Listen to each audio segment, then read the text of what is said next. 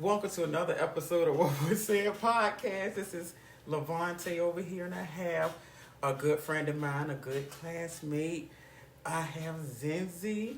Go ahead and introduce yourself. Hello, everyone. Yes, my name, it's your girl, Zenzi Randolph. Do I need to say my last name? I shouldn't have said that. Anyway, Zenzi for the win live on the podcast with Levante. Yes, I really appreciate it. So, I'm going to go ahead and break it off with a little icebreaker a little bit. So, if you could choose a theme song for your life, what would it be?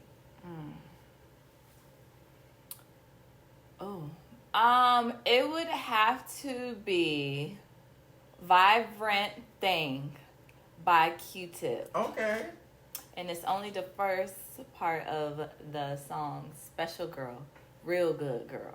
Okay, I can see that. I feel like mine would be, it would be this song by this artist. I forgot her name. It's called K something. It's called Pressure. It's a slow song. Okay.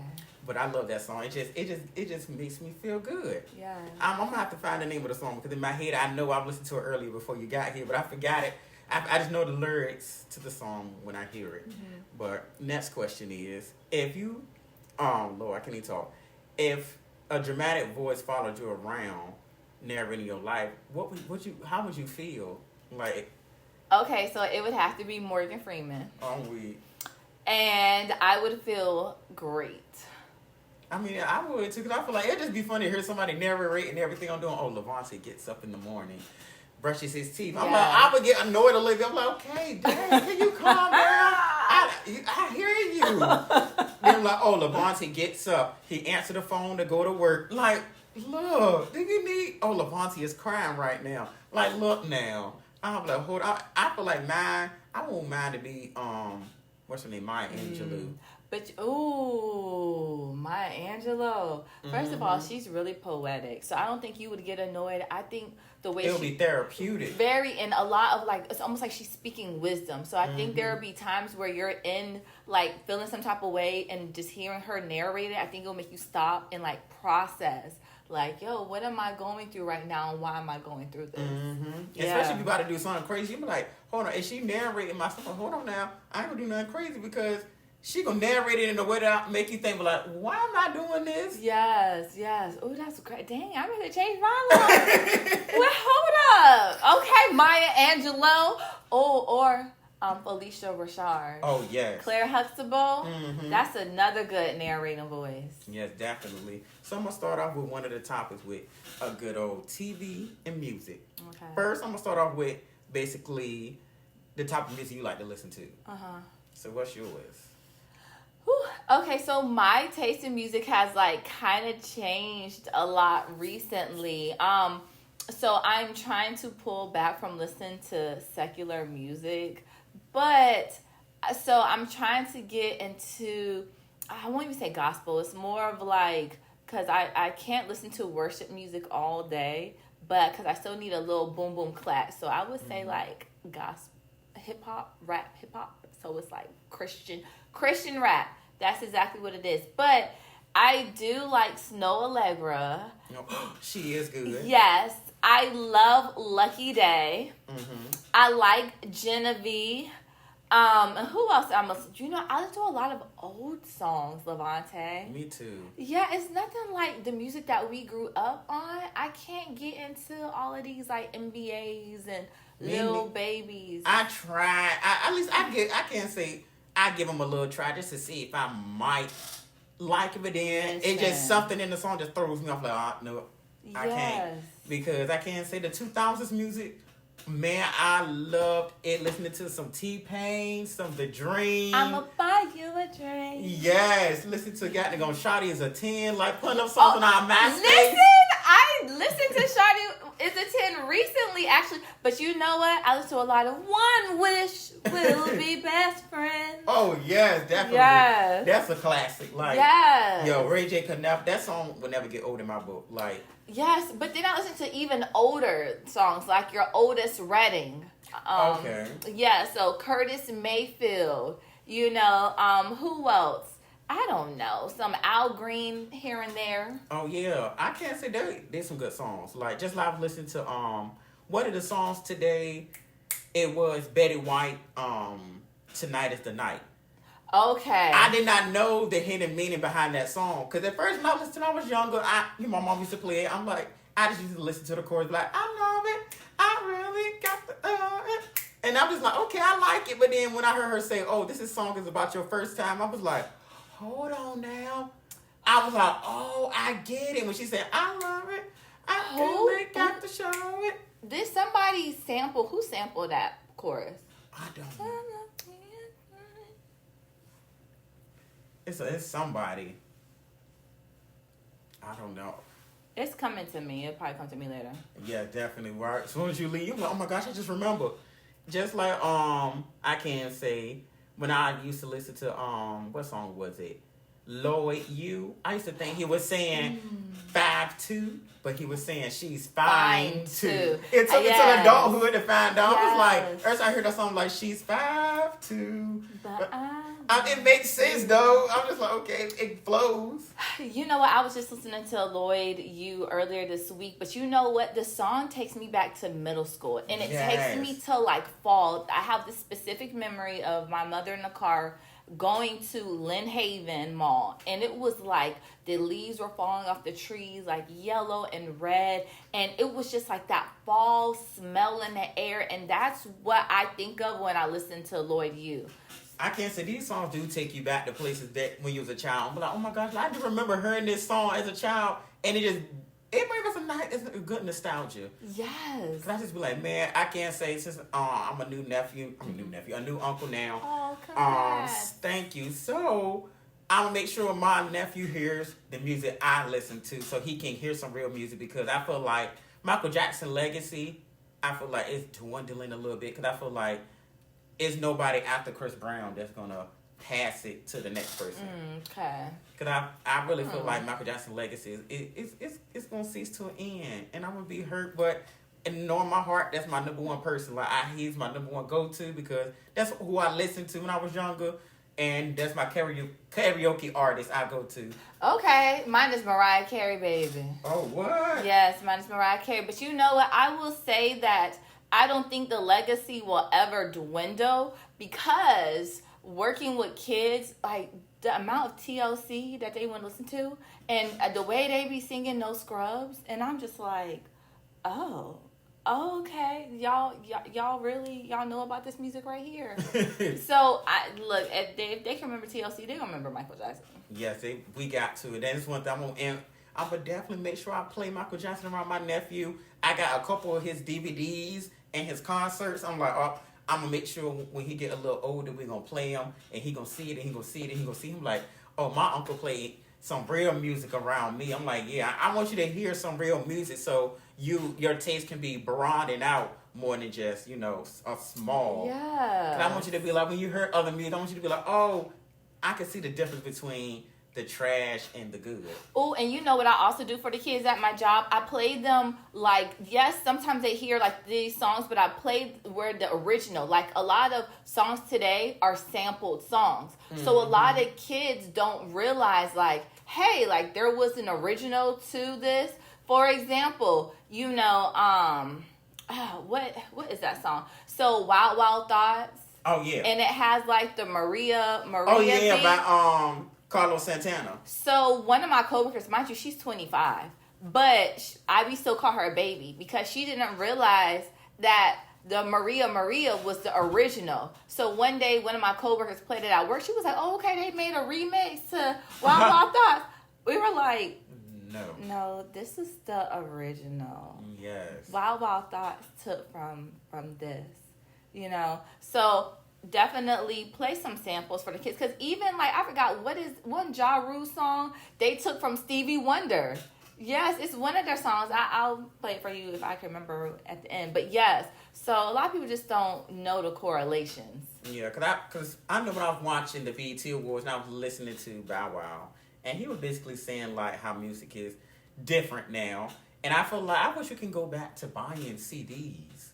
Yeah. I feel like we should, because streaming, I feel like anybody can become popular with the streaming, because to your phone as fast, real quick. I feel like we will see the real artists because you have to buy their album. And I feel like half of these artists wouldn't be famous if we had to actually purchase your album. Truthfully, Levante, I wish that artists were like hidden again. And I say that because social media really gave everybody a platform and it allowed you to get a more of an in-depth look into your artists' lives. And I realized a lot of artists are ignorant, arrogant, and honestly, there's no artist that I can even say that I like. Now I can say I like their music, but you know, like I used to have like crushes on some of the male artists back in the day, but a lot of my crushes dwindled seeing how they really act and seeing how they treat other people, how they talk, and just their mindset overall. And it made me miss the days when celebrities were kind of mysterious and low-key. You couldn't really see anything about their lives unless they gave an interview about it, or they did like a inside, you know, look like MTV used to do those like diary segments. Or, you know, you would read it about their lives in a magazine. That's what I like because it was something very, you know, almost like pure about it, in my opinion. Because it's like, we don't need to know everything about you. It's like, we need to keep some stuff to yourself. Like, and like you said, I do respect that, like, because we don't need to know what goes on in your life on an everyday basis. We really don't. It's none of our business. Yes. I just feel like what you do is your life, what I do is my life. But yeah, if you want to give an in-depth look, I'd rather hear about an interview. It makes it more exciting to hear about what you got going on and that you still prospering and that you actually doing good and that you not being, oh yeah, when you see us, you like, ugh, like giving us a shady look. I can't say when I met JoJo for the first time when I went to her concert, she was very humble. Oh, I heard JoJo was nice. Like, and I was like, and that made me actually still listen to her music and still gravitate towards her because I'm just like, okay, when I met her, she won't like, okay, let's hurry up and get this picture done and go on with the next. She spoke, said, how you doing, da-da-da-da. We took the picture and went on. I'm like, okay, and I started watching her interviews and stuff. I'm like, okay, she still look like she's grounded. Like, she's still that same little girl that she was before she became famous. And when she,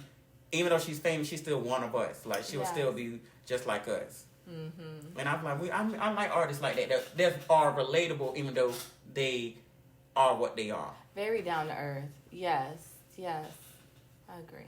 And do you have any positive songs that you like to listen to? Yeah. So one of the, I don't know. So, okay. So it's by this artist that I just discovered like last year, but I rediscovered him recently, and I don't really know the name. Can I grab my phone? Oh, yeah, you okay, can. let me see. Because I really want to put it out there so others, I mean, just in case somebody. Yeah, because you definitely can share with. Oh, I finally found the name because I put her name in my script. Okay, go ahead. The song that I was talking about earlier, with her name was K. Zia Pressure. That's my favorite song. Like, I feel like that's my theme song. But my positive song is by this artist I just found out. Her name is Ala Sherfield, and her song is called Earth is Ghetto. Okay. Oh my goodness. When I mean that song hit. And it is. And when I heard like the lyrics when she said Earth is ghetto, I want to leave. Can you beam me up? And this and that, talking about the poverty in the world and people doing wrong. I'm just like, oh my gosh, I feel you. I'm like, I like music that makes me feel like, oh my gosh, like I can relate to it. And it hits my soul. So, okay, so the artist I'm talking about is What Up RG, and it said God, and it's called God Made a Way. And then another song that I like is called Beautiful by this artist named Javi. And then, yes, another one is by Steve Rizzo, and it's Proverbs 31. Okay, I'm going to just have to listen to that. Yes, I have a whole playlist. One song we need to bring back it's real old, but you might laugh at this. It's Vitamin C Graduation. Oh no, actually I sung that like probably 2 to 3 weeks ago. I had some coworkers that was like, one of my coworkers, she left to get a new job, and so Her last day, I was singing that as we go. I thought the only person that remember that song. And she was like, Zinzi, I'm leaving. They get a new job. We're not graduating. But I'm like, but still, it's in the same concept with right? that song. We remember all the times we had together. Yeah, especially we working together for a long time. And as our lives change, your life is changing. You have a new job. Yeah, you know. But when I heard that song, it just brings me back to high school, and it just be like, oh my gosh, like. Ooh. It made me remember all the good times that we had like she said. High school, you know, they play that song in elementary school every year on the last day for my elementary school. What? The last day, every single, like, what was it? Elementary school, 3rd grade, 4th grade, 5th grade. Yes, every year. Had all the kids crying.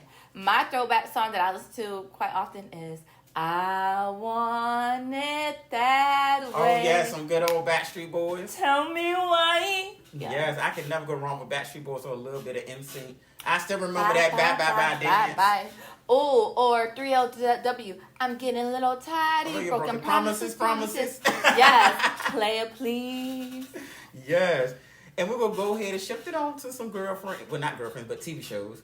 And I can't say I started getting back into Girlfriends because, we was young when it came out. So I didn't really get the concept of. I said my mama watching. I'm like, okay, why she watching this show? Mm-hmm. It don't look funny, but now that I got older, I start to get some of the adult humor. I was like, oh, I see why I couldn't watch this show because the conversations wasn't hitting back then. I could connect, but I'm just like, yo, them shows were some good shows back then, like especially Girlfriends, all that Amanda show. I can't. And it was that TLC? No, was it? It probably was TLC. Yes, it was because Left Eye was rapping, and what's it? Keenan and Kel, and it was Coolio. Oh yeah, it was. Yes, him. and who was it? Was it 702 or Black that did Cousin Skeeter? And it's Skeeter. And I forgot his song. And I definitely forgot his song. But that was a show back then. Yes. And 101. Yep. Yeah. And do you remember I can think of that show. Just Jordan. Yes. Oh, hey yo, what you know? It's time for the Romeo show. Oh yeah. Yes. Oh yeah, bro. I definitely remember that show used to be good. And we can never forget that. So Raven. That was the show. I could never forget. Like I used to watch that show every single day. So recently at my job, I gave the kids like a quiz. We were just giving them some of my coworkers doing history quizzes, geography quizzes. I said I'm gonna do media entertainment. Mm-hmm. On That's So Raven. What was the name of the group that their name was Boys and the kids was like Motion, and I was like. I would have been thrown back. Listen, these are kids born in 2007, 2008, and I'm like, that's what Raven was on during that time. So I'm like, y'all know the Boys in Motion? Yes, we give you our devotion. Yes, we are the Boys in Motion. We give you our devotion. And Raven used to always do that same dance move the whole time. Every time I'm like, yo, she will never retire that dance move. Listen, and you know who was on one of the Boys in Motion, a popular actor? Oh, Columbus Short. Yes. I did not know that until I got older. I had to see if you knew Levante. Girl, yes. I was like, that show, and I didn't even know Tiffany Haddish was in that show. She did a little cameo where Raven was with Devon and his sister. Try her in the statue of the mouth or whatever. Oh, you gotta show me that. Yeah, she was in that little one. It was a little cameo that Tiffany Haddish did, and I'm just like, okay.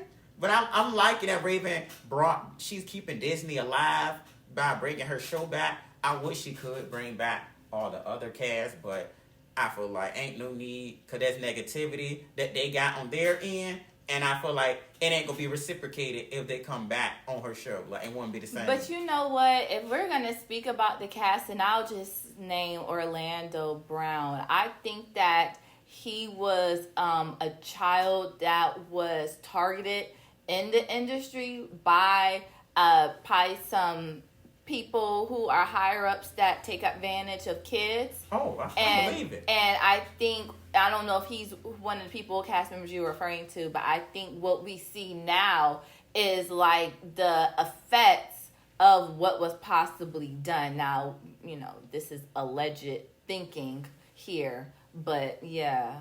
I mean, yeah, I can see that because because like I said, Hollywood is very tricky.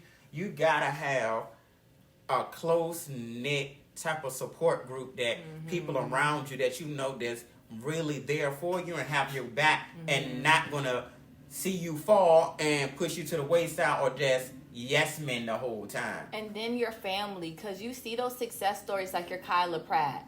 You see your Tia and Tamara and their brother Taj, who, had Smart God.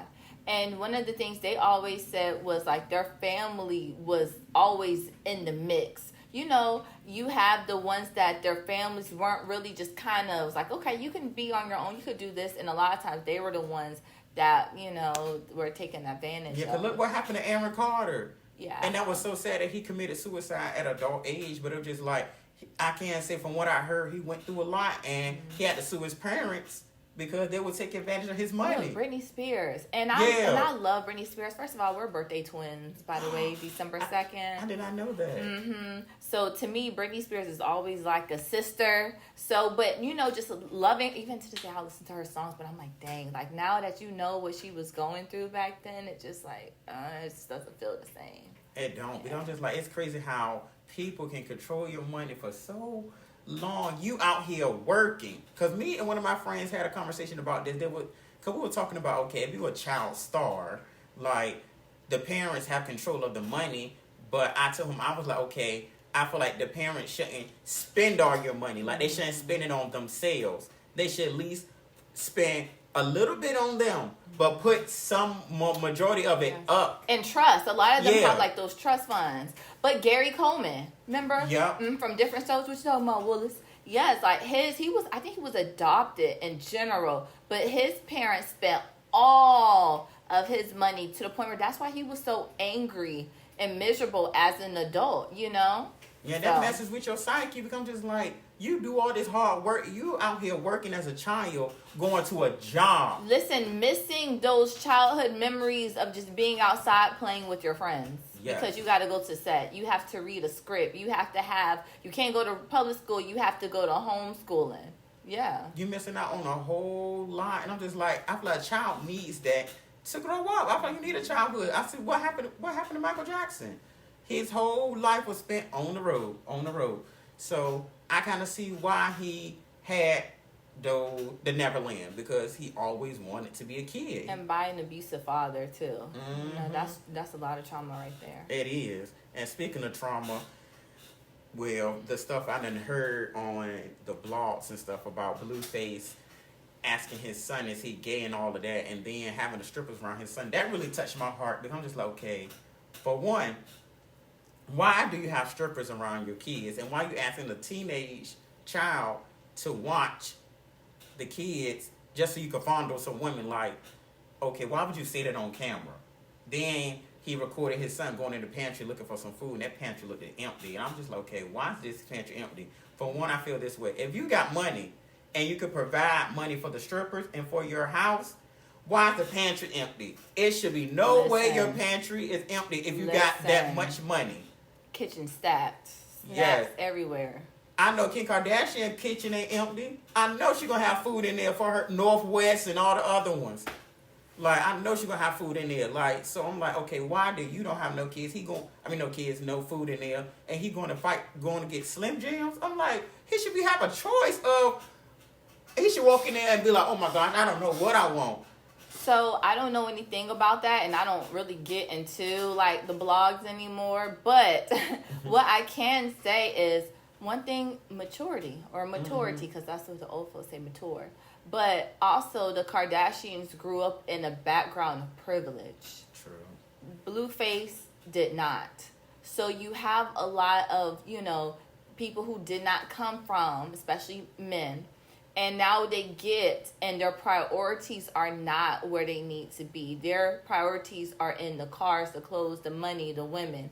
They're not thinking about health. They're not really even thinking about their kids sometimes, let alone their kids really being fed. And some of them are, yes, but then you have those that are not, and this, he sounds like one that clearly his prior, I mean, you can kind of see by his lifestyle and how he's treated, the woman that is carrying his current child, and even situations that he's been in the past, like, yeah. I just feel like they need to have some mental health classes. Yes. For men. Oh, honey, I say it all the time. Every black man needs therapy. Yes. And I don't mean to yell because I know we're on a podcast, but every black man, in my opinion, needs therapy. I don't care how good of a background you came from, 2-parent household, throw them all into therapy. And honestly, somebody said to me recently, black women too, and I said, you're right. We all need therapy. Yeah, the whole family. The whole African American community needs therapy. Yeah, and I can't say it. And me and my friends were talking about it. It was like it comes. Some of our parents didn't know how to handle life, so they was taught from their parents what to do, and it trickled down to us. But I can't say some of us. I can't say are seeking therapy, because I can't say I took it and it made me feel good. I was like, yo, congrats, Levante. Thank you. I actually like it. I actually like talking to somebody outside of the home, because I really dislike that stereotype that we keep. That black families keep, what goes on in the home stays in the home. Yes, I hate like, that too. we gotta break that, because at the end of the day, if something is troubling you, you're just gonna trouble somebody else, and it's just gonna bottle up and just fester in you, and you're gonna do something that offer 2 minutes. I'm not even 2 minutes, 5 seconds of anger, because all that stuff that you bottled in, just finally came out, and I just feel like, why not just talk about it? And I feel like with men, it's okay to cry. Yes. And some men feel like they can't cry to their homeboys, because their homeboys will be like, oh, you a punk, you this, you that. Like, no, it's okay. Like, it's okay to tell your homeboys you love them. It's not gay. Yes. You gotta say it, because tomorrow's not promised. And the thing about that is that whether you're physically crying or you bottle it in, it comes out at some point, and you have, especially in the African American community, men don't show emotion, men don't cry, it's a sign of weakness. But guess what? That's why you have so many men that are angry. That's why you have so many men in our community that are abusive. They don't know how to communicate their feelings. So now guess what? They're fighting. So now guess what? They're going to the streets, and and they're trying to kill somebody. That's their way to release, or now, I don't know, like being respected, you disrespected them in some way. So now that all that emotion builds up, so now they're lashing out in some which way, shape, or form. So to me, crying is a way to, I say, cleanse your palate. Your face is a canvas. It's, you're cleansing your canvas, and it really allows that emotion to come out, so that you can clear the space, and it is therapeutic. That makes sense. I never thought about it that way, but that does make sense. You're making it empty. You like when you say you're clearing it, like that. Does, like, I never thought about it that way, but now that you put it in my head, it makes a lot of sense. Yes.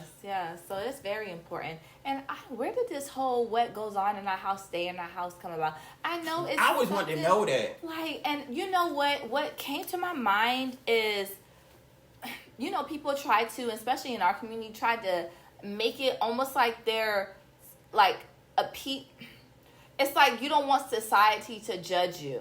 Yeah. So let's walk out here in public as though we're put together, so that nobody can say, oh, that's a family that has a blemish on them. So don't tell anybody that's what's going on. We keeping it in this household, because we need to keep this look for and standard for others to view us and to see us, which is false anyway, because truly you can look like anything on the outside, but your inside could be real messy, and eventually what's messy on the inside is going to spill out to the outside. So it doesn't matter, how you can try to tell somebody what goes on in this house stays in this house, because it's going to show eventually. You know what I'm saying? So I really hated being told that growing up. And let me tell you, my mama used to tell me that, and I never kept what went on in our house in the house, because to me that's a form of silence, and you're not going to silence me. Now granted, I won't tell everybody,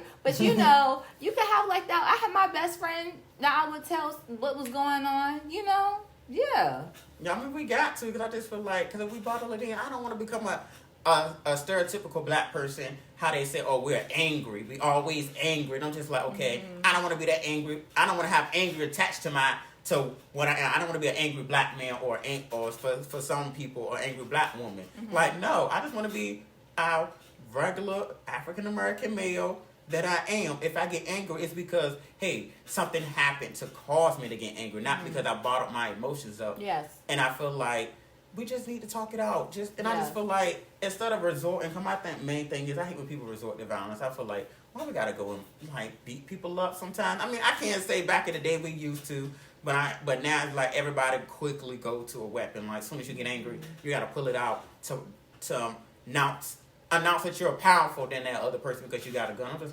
I'm like, what happened to what they said in Friday? Yeah, honestly, these make you a man, right? Because pulling out a gun makes you weak, and it makes you look like a punk. Yes. Yeah. Because I know I never, everybody told me, Bonte, you need to get you a gun. I'm like, nope. I never had one. My mama never had one. I'm not going to get one. I just feel like I don't want to have it because I don't want to be angry one day and I use it for the wrong reasons. And I feel like I'm glad I'm thinking that way. And you're self-aware for knowing that too. Yes, because not everybody knows that. At all. They would rather just have it and just be like, oh, I have it just to get it. And or for protection. That's what everybody says. Well, who are you protecting yourself from? You need to protect yourself from yourself. Yes. Truthfully, because you're the one that's diabolical out here. Yeah, and I tell people, if we never had it, how can we miss something we never had? So that's why I feel like we don't really need. I just feel like y'all just want to have it because it's there. If we never had it, you would never known what it was for. Make you feel powerful and important, like you said. And then also when you talk about like the angry black male or even the angry black woman, truthfully, a lot of times we're not even angry. It's just how we assert ourselves and the fact that we're bold when we speak and we're direct. And sometimes I know even me, I can talk like this. And if depending on like if I'm addressing somebody directly, they will say, "Oh, you're angry, or you're being loud, or you're being disrespectful." I'm not angry, I'm not loud, I'm not being disrespectful, but I'm being assertive. So because I'm being very direct, then now you're taking it as and interpreting it in a way in which I'm not. So I've learned that sometimes when I address somebody directly on in this way, I actually have to lower my voice some decibels a little lower from my normal speaking voice just so that they can't say that I was yelling. And then we shouldn't even have to do that. It's like we got to mask ourselves a little. And it's like, one thing about us black people, we are resilient. We are some powerful people. But I just hate how we get some bad names and then how some of the black community be making us look bad by going on these TV shows and doing reckless stuff. Like, why y'all going on this Zeus network exposing yourself? Like, come on, us black people, we can do better as a whole. Like, we're more, like they said in Tyler Perry, we're more than our hips and thighs. Like, I felt what Sissy Tyson was talking about at that moment. We are more than our hips and thighs. We are more than just fighting. Like, come on now, we got to do better. I just found out what Zeus was at the beginning of this year because I had no idea. What, girl? It's like, I feel like this is gonna be my last year of watching it because I just feel like it's the shows are repetitive. And I feel like, I understand like they're trying to remake Bad Girls Club, but I feel like with Bad Girls Club, I feel like leave it in the past. Like, leave it back there. We don't need more people fighting each other every single day to go on TV just to fight. I feel like we want to fight that bad. Fight for the country. Or either, don't even fight for the country because I don't believe in America, but fight for African American rights. Fight for yourself to be better. Fight for yourself to heal from your trauma. Fight for yourself to heal from whatever is stopping you from getting to where you're trying to go in life. Yes. You know, and a lot of those shows, because I mean, like I said, I separated myself from a lot of the things of the world that I used to really indulge in a long time ago, and even more so recently, it's just more and more things. But that kind of reminds me of when I used to watch Love and Hip Hop. I've been stopped watching Bad Girls Club probably like in high school.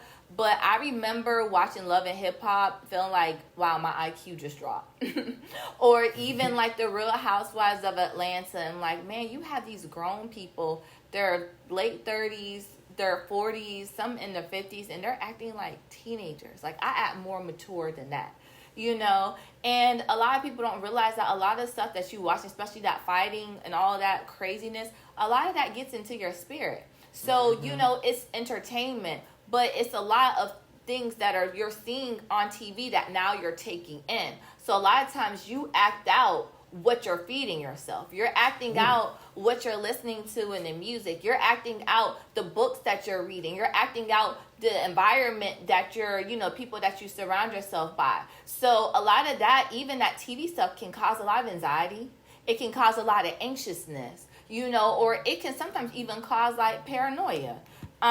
So you have to be very cautious and careful of what you subject yourselves to, because people are so quick to say, oh, it's just a TV show. It doesn't mean, or it's just a movie. It doesn't mean, or it's just a song, or it's just a video game. And it's like, well, if that's true, then how come some songs make you happy?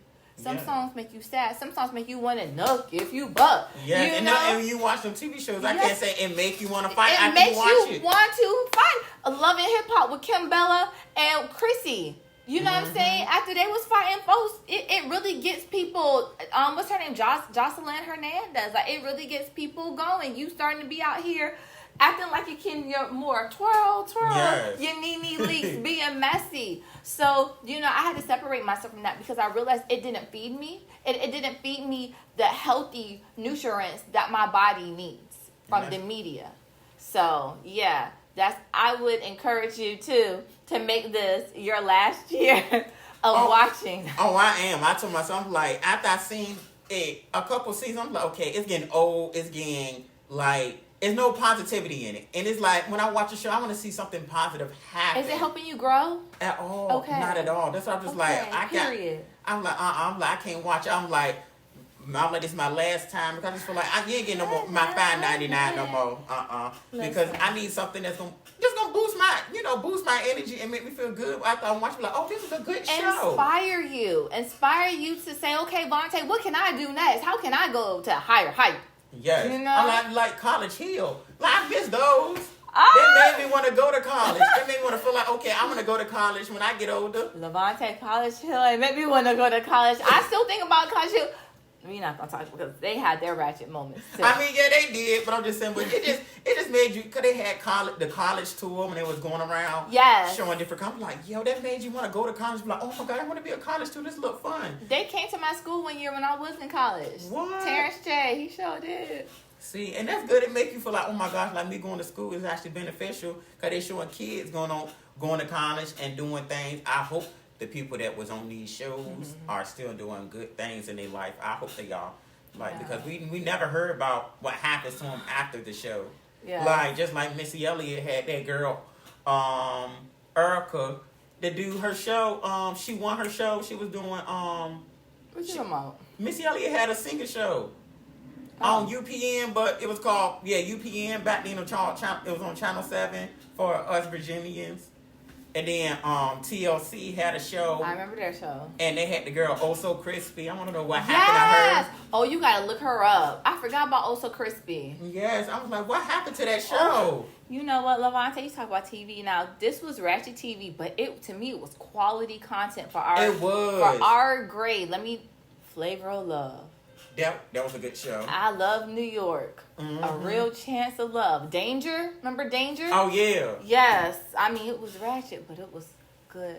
It was. It was good TV. Like, it won't, like, too much negativity. It was just, like, they had negativity up there, but it was just, like, won't as much as it is now, where people just out there just fighting. They fussed a little bit. I think it was negative. I just think it was for the time frame. I think if we was to watch it nowadays, we'd be like, oh yeah, this was just as ratchet. But for us being like high schoolers, 9th grade, 10th grade, it just kind of went over our heads because we weren't really analyzing it in that direction. At all. We were just watching it just to watch it, then going about the next thing, go outside with our friends, do something that's, we'll talk about it amongst our friends and talk about something else the next minute. Yes. It was just like, we had a little bit of ADHD because we were talking about it. Hey, we started up, New York or Flavor of Love, and then the next minute we talk about something else, or we talking about our MySpace pages or something. Yes. Oh, yes. Oh, do you remember this old song that Shay and I don't know if you used to sing it, but I know Shay and I used to sing it back in high school. It's called High School Wifey. High School Wifey. By who? I have to look him up. I don't be knowing people's names for real. But yes, but okay. Because, this is like we're high school friends, and that just brought a flashback because we're yes, talking definitely. about Because we used to always have MP3 players in school. Yes. And speaking of school, we're gonna talk about the mental health in school. How the kids these days, like I feel like they need to have more counselors, and the kids need to be able to talk to the counselors because it's a lot that goes on. Like now and then, like I can't say bullying was worse now than it is then, because I feel like now now you got the internet where people can post up, bully you on the internet. You can post something on, and then everybody in your school see it. Or either you do something and they record it, and now it's up there forever. We didn't have that. It's like you got bullied a little bit. You probably beat up the person or didn't, or just went your way, and it just went away, like on it, like through time. But now it's like you got people actually. The internet is forever. I'm like, yo, these kids actually really going in on each other. Like, yeah, I'm really angry with each other. Wow. So it's not, I won't say it's not crazy or ironic that you said it because nothing is ironic. But I had brunch today with one of my good friends who just got her master's in counseling. Mm-hmm. And I told her how I wanted to go back to school to become a LCSW, a licensed clinical social worker. And she said that from her opinion, working in the schools as like a counselor when she was just trying to get some supervising hours, she said if you are just a plain counselor and it's just other counselors and then you have like a director over you, she said it's like slave work. And she says in her opinion, a lot of these counselors need to retire so that some fresh, new, young counselors could come in with some fresh, new, innovative ideas to really connect to the kids. She said also the schools need a lot more social workers. And social workers have a lot of stigma to them too. People are like, oh, social workers, y'all just want to take away the kids. Well, no, social workers do a lot of advocating. So what people don't realize is that they advocate for you. They look into the homes. They try to meet with the parents to try to see, hey, how can we meet in the middle? How can we make this situation right here better? And I work in mental health. I work at a mental health hospital here. So I'm now understanding just from asking the kids, like, y'all, what's going on in high school these days? Hearing some of the stories. Like right now, since the kids are out of school, the kids aren't really coming into the mental health hospital because, there is summer break, they're with their families. Granted, some of them don't have the best home situation, so we do get some of those kids. But when the school time starts, the school year starts, like these kids is coming in because they talk about how terrible school is, how terrible the bullying. The teachers aren't teaching. The kids are just so disrespectful. Mm-hmm. The things that's like vaping in the halls, in the bathrooms. Levante, at one point, we couldn't even wear spaghetti strap shirts. I mean, it was like 2 fingers. Nowadays, not even tights. They're wearing whole crop tops, okay? They're in class, like, on the cell phones. As long as the cell phones don't go off, like, it's okay for them. And I'm just like, this is our school. You know what I'm saying? I'm like, wait a minute, what's going on at our old high school? They're like, they would have never. At all. As soon as you pull it out or hear it ring, the teacher hand is out. But the teachers are afraid because these kids are built different. They're so aggressive. As soon as you take their phone, they get angry. They are bold. I don't know where this boldness came from, but the parents are not parenting like they should. Mm-hmm. So when a lot of these kids come into my facility, you could tell, like, at home, there's a lot of lack of love. There's a huge lack of love, a lack of nurturing going on, or just simply listening to try to understand. And I truly believe it started because nowadays parents are quick to give kids tablets. Oh, here you go. Here's my cell phone. Just entertain yourself. They're not really spending the quality time with the kids like they need to. And a lot of times, back in our days, we had to go looking for things on the internet. Yes. These days, things come find you. Yes, because I remember my mom, when I got on punishment, she'll tell me, oh, you're coming with me to the laundromat. Mm-hmm. You're going to fold these clothes with me. She couldn't give me a cell phone because, the cell phones didn't have much to do at that time. But I literally had to either watch the stories that was on the TV at the laundromat and have her fold these clothes. Yes. So it was like like you said, we had to find stuff to do. Yes. And then on top of that, another thing is these kids get attached so easily. So I say that as in we have kids coming in that are trying to now commit suicide because, you know, a little boy broke up with them or a little girl broke up with him, you know, or not only suicide, like homicide, like they trying to kill the person or kill the relative. And I'm just like, what is going on? It's some disconnect somewhere. And it's like, yes, there's a disconnect, in my opinion, between the parent and the child to the point where now they're trying to connect themselves in this way to a little 14-year-old, a little 15-year-old boy, a little 16-year-old girl that can't do anything for you, and they're putting their all into these relationships that are not going to last. Well, some of them do last, but it's very few. Yes. You know, so I'm like, well, where is the love at home that really needs to be instilled in that person? Yeah, definitely, because I feel like, because I just saw on the news this boy shot his teacher because of a bad grade. I'm just like, what? Oh my gosh, like, not because you got a bad grade, like that's on you. Yes, I feel like that's not the teacher's fault. Like, and I feel like as many bad grades as I got back then, you think I'm gonna go to school and think about killing a teacher? The discipline I would get from my mother will be 10 times worse of the discipline I'm gonna get from the school. Because I think about it this way: the kids don't think, okay, back then, some of my parents didn't have cars or stuff like that, so some of them had to catch the bus. If you get in trouble, catch the bus from work, take time out of work, come see you to argue with you. So now the anger that they got for you is 10 times harder because they got to wait for a bus, catch a cab, or either ask a friend to take them out of work because you want to act up. And I feel like the kid is not acknowledging, okay, this parent is sacrificing a whole lot to give you this stuff, and y'all get mad when they take it away from you. And like you said, it starts off as a child when they get them that first tablet when they're younger. And then it's like, okay, now that they gave it to them when they're younger, they're expecting it over and over and over. It's like, you got to stop them while they're young. But okay, hey, we got to have some us time where it's going to be us and no electronics. And I feel like you got to spend that time with that child, because if you don't, you don't want her to become a product of society out here.